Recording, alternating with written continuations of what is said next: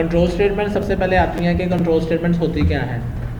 अगर अभी आप इस एग्जांपल को देखें हमारे पास, जैसा मैंने अभी ये टास्क परफॉर्म किया, तो इसमें आपकी जो आउटपुट है किस तरह से, पहले लाइन नंबर आपकी 8 चली, ऐसी है, बल्कि सबसे पहले आपकी लाइन नंबर 5 चली, ए को वैल्यू मिले 10, फिर लाइन नंबर 6 चली, ऐसे ही है।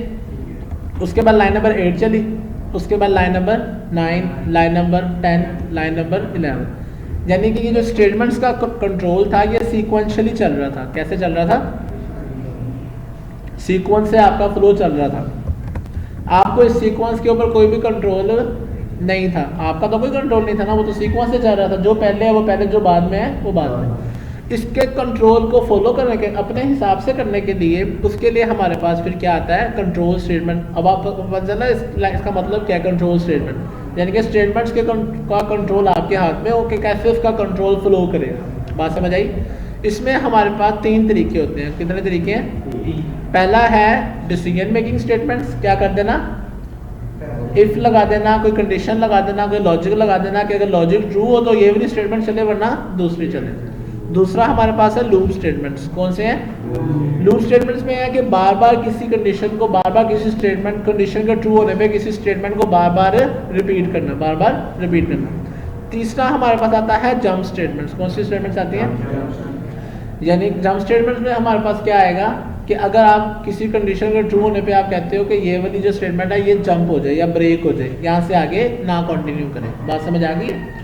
तो ये 3 तरह की स्टेटमेंट्स हैं। सबसे पहले हमारे पास आती है इफ एल्स। कौन सी आती है? सबसे पहले तो वैसे इफ है, इफ के बाद इफ एल्स है, फिर इफ एल्स इफ, यानी कि लैडर इफ है, फिर लास्ट में नेस्टेड इफ है। ये असल में एक ही टॉपिक है इफ एल्स का, जिसको 4 तरह से हम देखते हैं। ठीक है, करें अप्लाई क्लास। इफ शुरू करते हैं तो इफ के लिए सबसे पहले मैं यहाँ कोई कंडीशन बना लेता हूँ, लाइक एज। ओके, एज मैं दे देता हूँ, अपनी एज देता हूँ 26 ईयर्स ओल्ड। ओके, और एज हमारे पास इंटीजर में मैं ले लेता हूँ। Clear class? इफ लगाने के लिए सबसे पहले हम इफ लिखेंगे, आगे इसके 2 हाथ ब्रैकेट के आएंगे और इसके अंदर हम देते हैं कंडीशन। ठीक है, कंडीशन जो होती है ये हमारे पास बेटा रिलेशनल ऑपरेटर होते हैं। कौन से ऑपरेटर्स होते हैं? रिलेशनल। ये मैं कहता हूँ एज भरी है अगर हो 18 से, ठीक है, या ज़्यादा हो 18 से, एज की वैल्यू अगर ज़्यादा हो 18 से। रिलेशनल ऑपरेटर के ऊपर मैं नेक्स्ट वीडियो इंशाल्लाह आपकी बनाता हूँ, प्रॉपर ऑपरेटर्स के ऊपर, जिसमें मैं आपको तीनों ऑपरेटर्स को थोड़ा सा गाइड कर दूँगा। ठीक है, अभी सिंपल हम देखते हैं इफ़ के ऊपर। ठीक है, इफ़ के अंदर मैंने कंडीशन क्या लगाई है? अगर एज उसकी 18 से ज़्यादा है तो क्या कर देना? Sir you are able for CNIC। Clear हो गया? अब इसको चला के देख लें, वरना इसके बाद एक हम लिख देते हैं स्टेटमेंट थैंक यू की। Thank you. ओके, इसको कर देते हैं रन।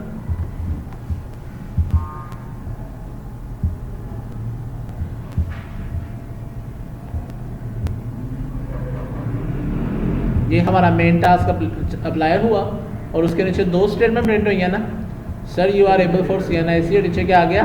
Thank you. तो अगर मैं इसकी एज कम कर देता हूँ, 18 की बजाय 16, 26 की बजाय 16 करते हैं। अब चला के देखते हैं, अब क्या हमारे पास आ रहा है?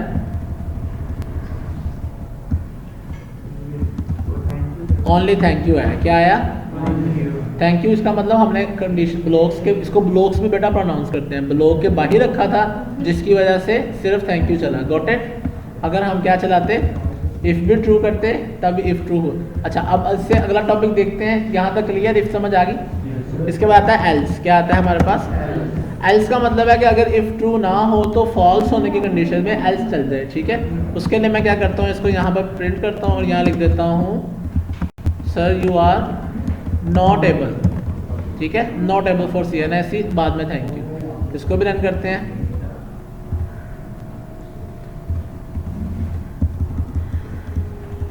ये हमारे पास आ गया sir you are not able for CNIC and thank you. सबको समझ आ गई है?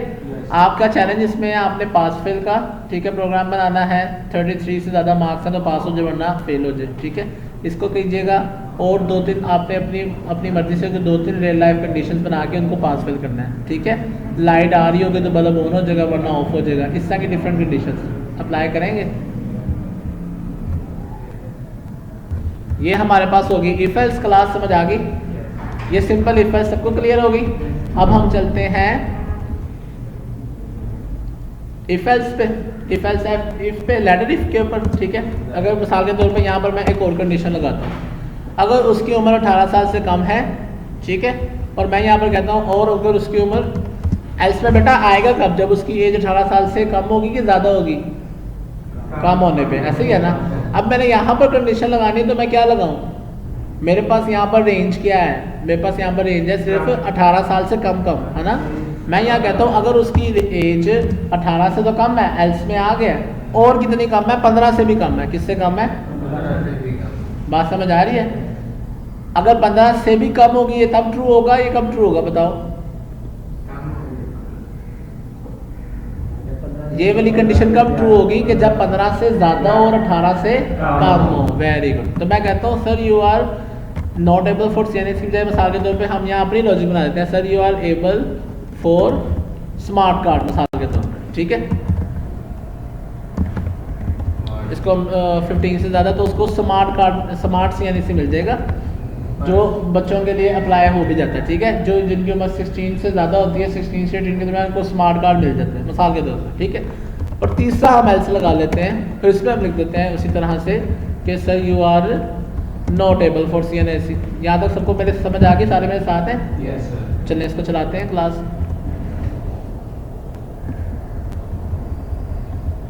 तो ये हमारे पास कुछ आउटपुट आ गई, sir you are able for smart card C N S, smart C N S. बात समझ लगी? क्योंकि उसकी एज हमने क्या रखी हुई थी? 16। अब 16 से भी कम करके 10 करते हैं। अब चलाते हैं तो ये हमारे पास अब क्या आ गई,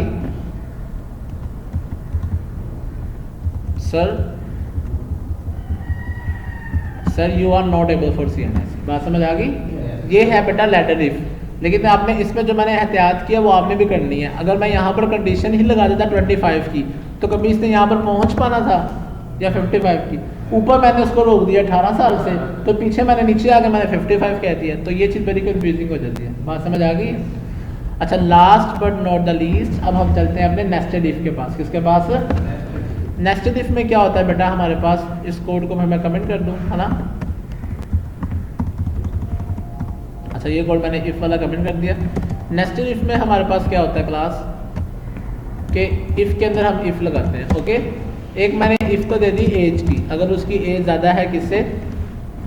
18 साल से, ओके। दूसरी मैं एक और इफ लगाता हूँ यहाँ पर,